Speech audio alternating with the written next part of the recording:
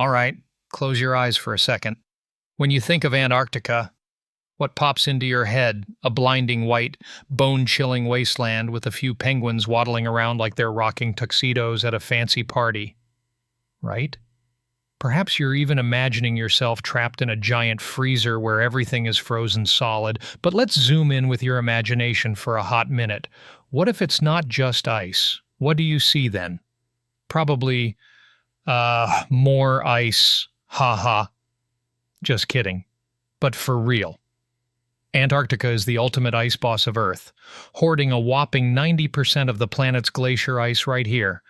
Some spots have ice stacked up a mile thick, like a colossal ice cream cake no one's brave enough to slice. Now, you might think Antarctica's always been this lonely, frosty place, just snow and howling winds 24/7. Nope. Wrong. Many people assume Antarctica was born as an eternal ice cube, like it was preordained from the dawn of time to be Elsa's kingdom from Frozen. But hold up, way back when, Antarctica was a whole different vibe. It was lush, green, and thriving, like a tropical rainforest where you'd want to swing in for an epic selfie. No ice in sight, just dense trees, weird critters, and a super dramatic, tragic backstory that makes it feel like a lost world straight out of a Hollywood blockbuster. Picture Antarctica today as that lonely uncle, chilling by himself at the far end of the earth with no one to chat with. But listen up.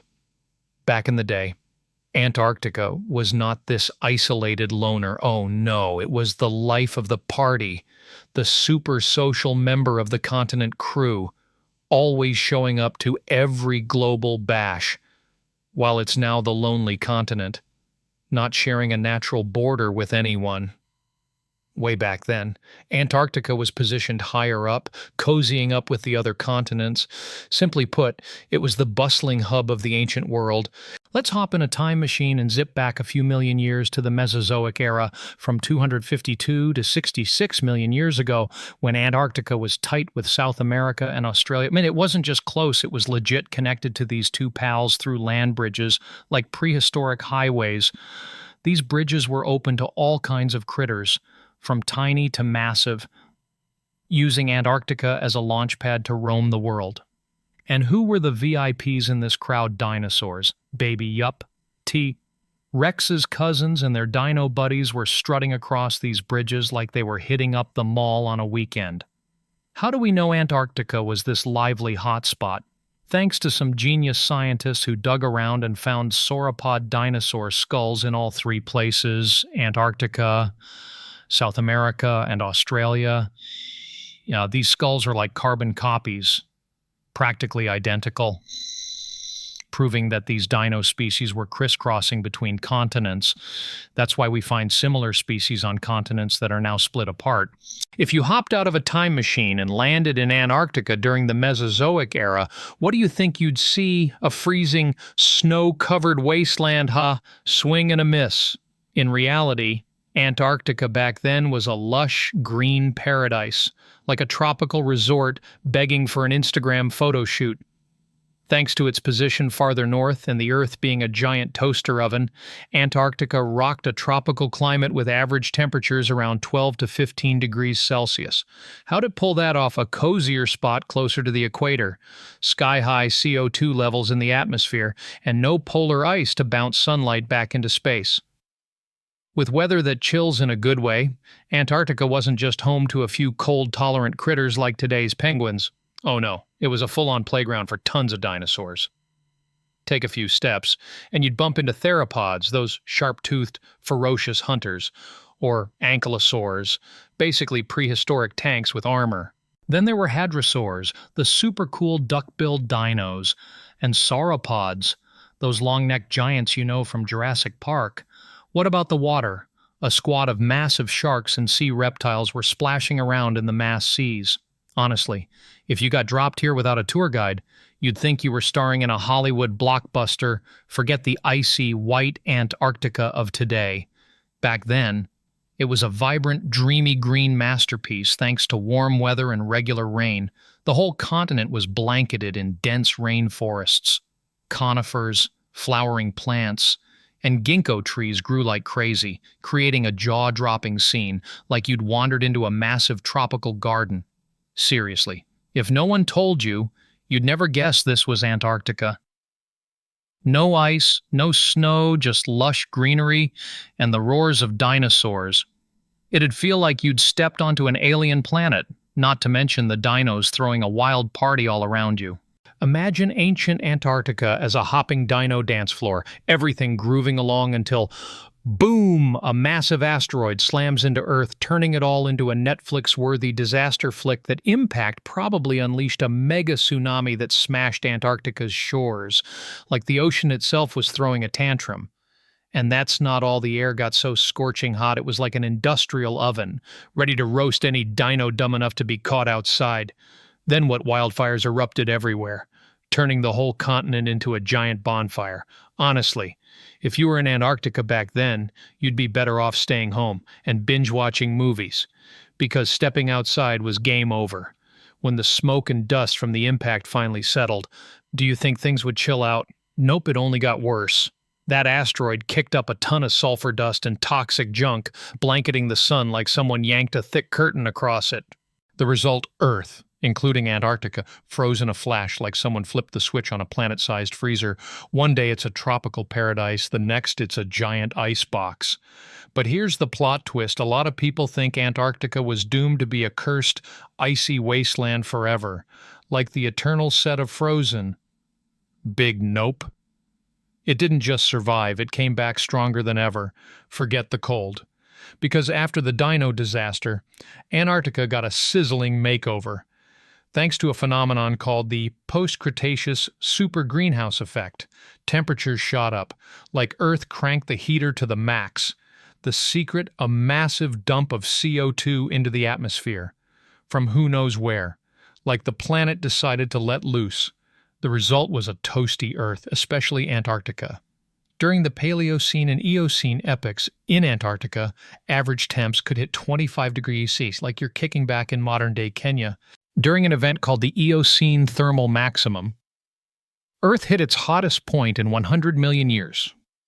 Antarctica wasn't an icy wasteland anymore, it was more like a tropical island with full-on vacation vibes, even though it had drifted farther south than in dino days. Antarctica was still chilling, not literally, around 60 degrees south, higher than its current spot. That opened the door for a ton of plants to invade the continent, like they saw open land and rushed to plant their flags. These plants wouldn't stand a chance in today's frigid Antarctica, but back then, they turned it into a lush, green paradise. If you got lost in Antarctica during the Paleogene, you'd swear you were at a tropical resort, with swamps, sparkling water, and palm trees waving you in. No icy plains or glaciers in sight, just a scene that'd make you want to set up a coconut stand and chill all day. Think Antarctica back in the day was just a boring, icy wasteland with howling winds, like a movie nobody bothers watching. Think again during the Paleogene. This place was a rocking playground for bizarre and badass creatures. But don't start dreaming of a chill picnic vibe if you set foot in Antarctica back then. It wasn't the spot for casually sipping bubble tea. With ferocious predators and lush green landscapes, Antarctica was like an action-packed blockbuster. And trust me, you don't want to be the side character today. The biggest land animal in Antarctica is some tiny bug, like a wingless ant. Totally harmless. But back then, oh boy, brace yourself for something way scarier. Not dinosaurs, no joke. After the non-bird dinos went extinct, a new crew took over, kind of like dinosaurs, but with their swagger. Meet the terror birds, scientifically called Forus racidae, the ultimate prehistoric ninjas. You might be shocked because these guys are famous in South America. But guess what? They showed up in Antarctica too, thanks to a land bridge connecting Antarctica to South America, which came and went until about 40 million years ago. These birds stormed in and caused a ruckus. with curved, razor-sharp beaks and legs built like track stars, sporting giant sickle-shaped claws. They could stab or pin down prey like nobody's business.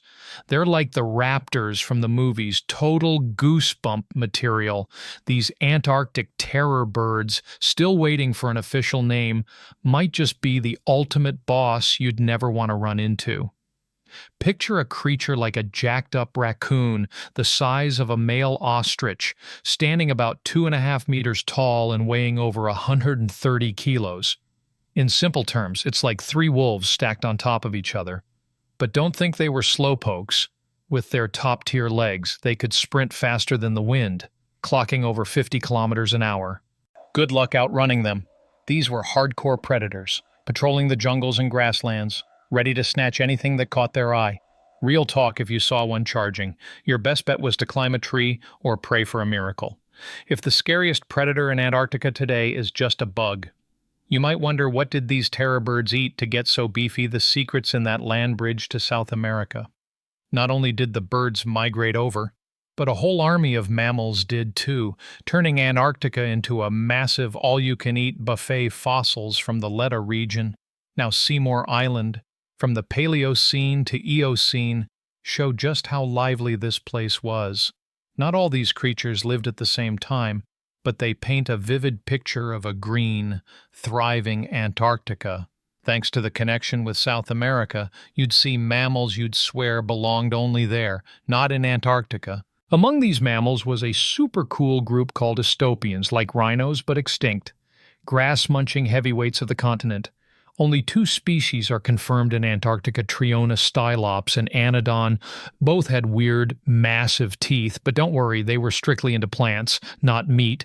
Their sizes varied, some were as small as penguins, but some Anodon are guessed to have weighed up to half a ton, though that's just an estimate. Then there's Notiolus, possibly the biggest land animal in Antarctica since the dino days, with adults tipping the scales at 400 kilos.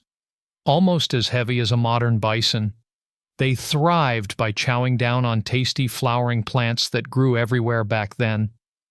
These Estonians weren't part of the Strapatheria group, but were Theops in the extinct Ulid order, and some were straight-up weird. Take Victor Lonia, a smaller mammal with a freaky high-up nose, like a pasta tube snorkel. That nose might have worked like an extra hand, grabbing plants they couldn't otherwise reach. Recently, folks think it was more like the gripping lips of a moose or the fancy nose of a saiga antelope, filtering dust, cooling them in summer and keeping them warm in winter. These were small but seriously cool critters. And that's not all. Antarctica had surprise guests, marsupials. When you think of marsupials, why you probably picture Australia's kangaroos or koalas, but they evolved first in South America, then hopped over to Antarctica via that land bridge. From there, they even made it to Australia, since the 2 continents were buddies for part of the Cenozoic. 3 marsupial groups are known to have hit Antarctica. The first is mysterious, barely known.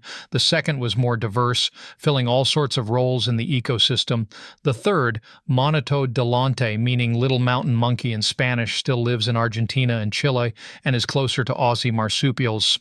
Plus, there was Madden, or the saber-toothed squirrel, named for its massive chompers, likely a top-tier insect eater that survived the KT extinction thanks to its small size and flexible diet.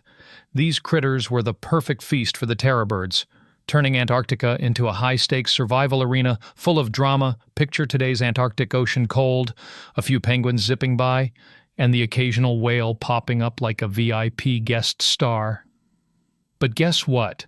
The prehistoric Antarctic Ocean was a straight-up horror movie. If you dove into those waters millions of years ago, you'd want to get out fast, with giant crocodiles, ferocious whales, and massive sharks.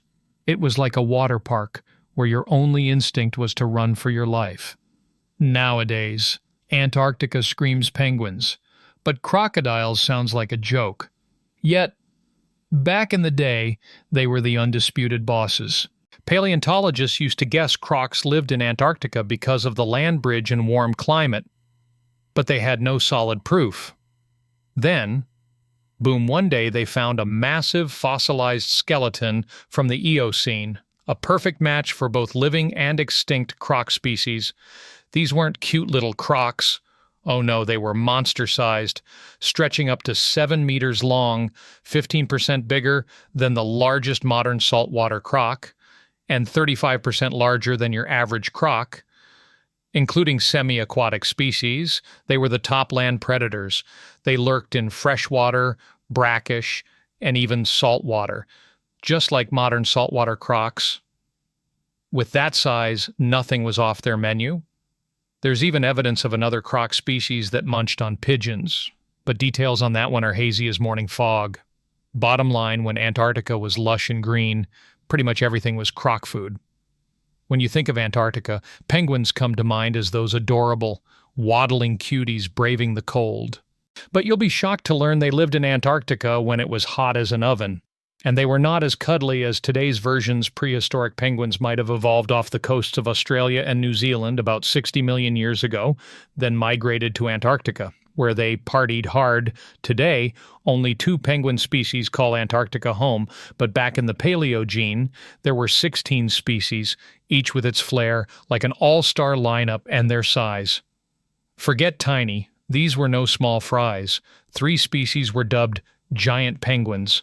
Compared to today's emperor penguin, which weighs 45 kilos and stands 1.5 meters tall, these were legit giants.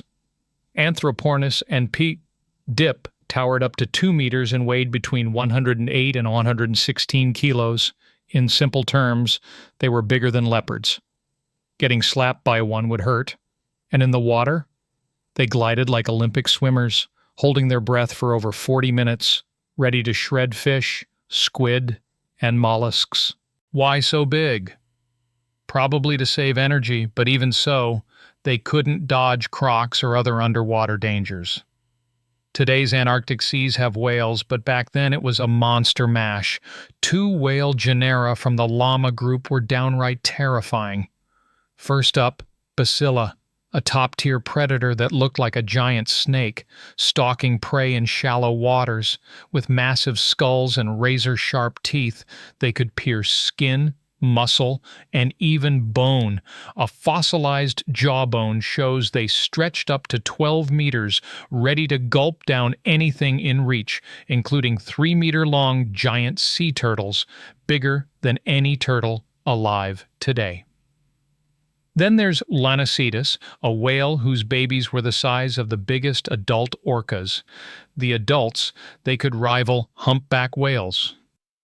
Unlike today's chill whales, these had teeth and could both hunt and filter feed like modern minke whales. Their menu was wild fish, penguins, sea turtles, even sharks. Nothing was safe. Speaking of sharks, prehistoric Antarctica was like ancient Australia with an endless shark roster: requiem, goblin, gulper, sand angel, and saw sharks. There were even extinct basking sharks, small sharks, ancestors of makos, and the legendary Otis, like a mini megalodon. Otis suavi hit 6 meters, while Otis arculus reached 9.5 meters. These were coastal hunting champs, clashing with whales and chowing down on fish, turtles, and even other sharks. The Antarctic seas, back then, a chaotic battleground where penguins and every other creature lived on edge. Picture prehistoric Antarctica as a bustling international airport, where birds from all over the world gathered to take flight. It wasn't just cute, waddling penguins stealing the show. There was a whole squad of super cool birds turning Antarctica into their stage during the Paleogene. From species that looked like they hopped out of a cartoon to straight-up terrifying ones, these birds tell an epic tale of evolution. Some scientists even believe this is where the first modern birds took off, with Vagavus, a species that didn't make it past the Mesozoic but left a massive legacy. Its presence shows just how crucial Antarctica was in making birds the rock stars of the animal kingdom back then. Antarctica was home to some top-tier flyers. You'd see falcons, sea eagles, albatrosses, and petrels soaring through the skies like a jaw-dropping Air Force stunt team. But the brightest and weirdest star was Doris, from the extinct Pelagornithidae family. This bird was unmissable, thanks to its freaky teeth, or rather, bony jaw protrusions that made it look like it escaped a horror flick. They weren't actual teeth. just jaw extensions giving off serious creepy vibes. Most Doris were giants, with wingspans stretching 5 to 6 meters, about the size of a small plane, or, if you want a cooler comparison, a pteranodon from dino days. But don't freak out, their fossils are fragile as paper, so they probably just glided over the water, sniping fish and dolphins like a seasoned sharpshooter. In short, Antarctica back then was a bird paradise that any animal lover would want to visit, but you'd better pack some armor. This lush, bird-filled, creature-packed Antarctica sounds like a dream. Right? Well, every party's got to end sometime. By the late Eocene, things crashed harder than a cliffhanger in a drama series. If you were in Antarctica back then, unless you were a super tough penguin or a lucky bird, you were in for a rough ending. Mother Nature seemed to have a personal vendetta against this continent, unleashing a string of disasters all at once. Antarctica got completely cut off, isolated from the world as the Drake Passage opened between it and South America, and the Tasmanian Passage formed with Australia. Are the animals stuck there trapped like they were locked on an island with no boats out? It doesn't stop there. For over 200 million years, Earth was a giant heater, but around 34 million years ago, everything flipped. Temperatures plummeted faster than you can say brr, and, ironically, Antarctica's isolation was to blame. As those passages opened, the Antarctic circumpolar current formed a cold water wall circling the continent, blocking warm water from reaching the shores and sucking up CO2 like a planet-sized air purifier. Combine that with Antarctica drifting farther south, and ice started creeping in, kicking off the brutal ice age that, technically, we're still living in. This cold snap wiped out most native life, with changes happening so fast that nobody had time to adapt. The ice also obliterated habitats on a massive scale, like nature hit the reset button on the whole continent. Still, the story didn't end right away. Some ice-free pockets remained, where survivors clung to hope, but that hope was a total fake-out. Over the next 7 million years, ice spread like a giant snow monster, swallowing nearly the entire continent. To add insult to injury, the thicker the ice got, the more it reflected sunlight, making Antarctica even colder. The result? A permanently frozen continent barely changed to this day. Sure, we've got fossils from the Lawama region that tell a bit of the story, but who knows what's hiding under the ice in the rest of Antarctica? Digging for more would be some serious hard work, and honestly, I'd rather stay cozy and watch a documentary. Thanks for joining me on this wild ride. Catch you on the next adventure.